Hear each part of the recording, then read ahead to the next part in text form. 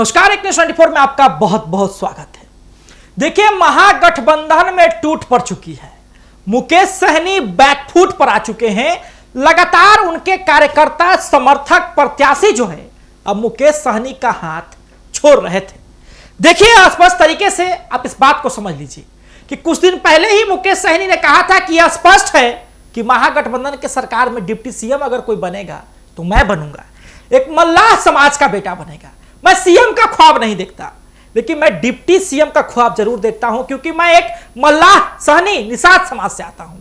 एक पिछड़ा ते पिछड़ा का बेटा होने के कारण जो है मुझे भी मौका मिलना चाहिए कि मैं डिप्टी सीएम का पद संभालूं। लेकिन जब महागठबंधन की सरकार तो दूर, महागठबंधन में जो एकता थी, वोट चोर गद्दी छोड़ के नारे, वोट अधिकार यात्रा जब निकाली गई थी, जो महागठबंधन में एकता दिखती थी, वो एकता भी जो है अब खंडित हो चुकी है। महागठबंधन में दरार पड़ चुका है।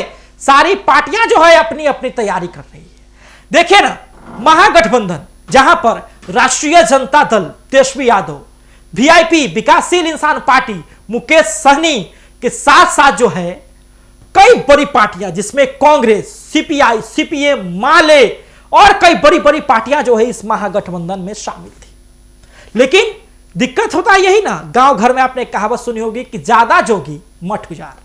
जी हां, एनडीए में पार्टियों की भरमार थी, कसमकस भी चल रहा था, कई तरह के बयानबाजी भी चल रहे थे, लेकिन एनडीए में सब कुछ हो गया। लेकिन महागठबंधन में जो है अभी भी सीटों के बंटवारा पर कहीं ना कहीं संशय है। कोई फैसला नहीं कि किसको कितना सीट मिला। सब लोग अपने तरीके से प्रत्याशियों का नॉमिनेशन करवा रहे हैं, अपने जगह पे प्रत्याशी दे रहे हैं, जिसको जहां मन कर रहा है वहां पे प्रत्याशी दे रहे हैं। लेकिन मुकेश सहनी अब बैकफुट पर आ गए। कैसे? क्योंकि उनके कई बड़े बड़े जो कार्यकर्ता हैं उन पे आरोप लगा रहे हैं, भाजपा में शामिल हो जा रहे हैं, कोई जदयू में शामिल हो जा रहा है। और साथ ही में अब चर्चा है कि रंजीत सहनी, कल ही सम्राट चौधरी ने एक बड़े वीआईपी के नेता को अपने साथ लिया, अब रंजीत सहनी भी जो है आज भाजपा में आए और चर्चा चल रही है कि रंजीत सहनी भी इनका साथ छोड़ देंगे। कई 8, 9, 10 जिला के जो जिलाध्यक्ष है वो भी भाजपा के संपर्क में है, और जब जिलाध्यक्ष साथ छोड़ेंगे तब तो मुकेश सहनी के लिए दिक्कत हो जाएगी। देखिए, 2020 का चुनाव यदि आपको याद होगा तो तेजस्वी यादव के साथ साथ साथ साथ चलते चलते चलते चलते मुकेश सहनी अचानक से साथ छोड़ते हैं, भाजपा में आते हैं, भाजपा के घटक दल बनते हैं एनडीए का, और कहते हैं कि तेजस्वी यादव ने मेरे पीठ में छुरा घोंपा है। हालांकि भाजपा उनको अपनाती है। चिराग पासवान उस समय अकेले चुनाव लड़ रहे थे, भाजपा उनको अपनाती है, 11 को सीट देती है और मुकेश सहनी 4 को जीत के भी देते हैं अपने, लेकिन सीट वो हार जाते हैं।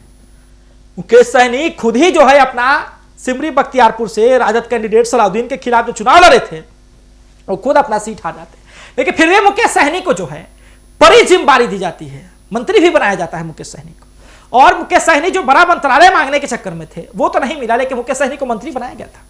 लेकिन उसके बाद चीजें बदलती है, सरकार भंग होती है, परिस्थितियां, मुकेश सहनी आरोप लगाते हैं कि भाजपा पार्टी तोड़वा पार्टी है, भाजपा जो दल है वो पार्टी तोड़वा है, पार्टी तोड़ के हमारे विधायकों को रख रहा है। उसके बाद मुकेश सहनी इधर से चले जाते हैं, महागठबंधन के साथ जाते हैं, और महागठबंधन के साथ जो लहर आती है उसके बाद मुकेश सहनी कहना शुरू कर देते हैं कि डिप्टी सीएम तो हम ही बनेंगे, डिप्टी सीएम तो हम ही बनेंगे। और स्पष्ट ये रहता है कि मुकेश सहनी जितनी सीटों का डिमांड कर रहे थे कि 60 सीट हम लेंगे, कांग्रेस कह रही थी कि 70 से 80 के बीच में सीटें हमको दीजिए, 140 से नीचे तेजस्वी यादव लड़ने से मान नहीं रहे थे। महागठबंधन में इन्हीं कारणों से जो है दरार पड़ती है। वामपंथी दल, सीपीआई, सीपीएम, लेफ्ट जैसी पार्टियां भी अपनी दावेदारी ठोकती है। लेकिन अब बड़ी बात कि रंजीत सहनी के अलग होने से मुकेश सहनी जो है बिल्कुल बैकफुट पर आ जाएंगे। कई जिलाध्यक्ष जो है वो भाजपा के संपर्क में है, और भाजपा जो है धीरे धीरे मजबूत हो रही है, एनडीए धीरे धीरे मजबूत हो रही है, और मुकेश सहनी वैसे वैसे जो है बैकफुट पर आ रहे हैं। महागठबंधन वैसे वैसे जो है बैकफुट पर आ रहा है। महागठबंधन में कई ऐसी पार्टियां हैं जिसमें एक पार्टी के प्रत्याशी जहां उनको टिकट दिया गया, चुनाव लड़ रहे, वहां दूसरी पार्टी जो है अपने प्रत्याशी को खड़ा कर दे रहा है।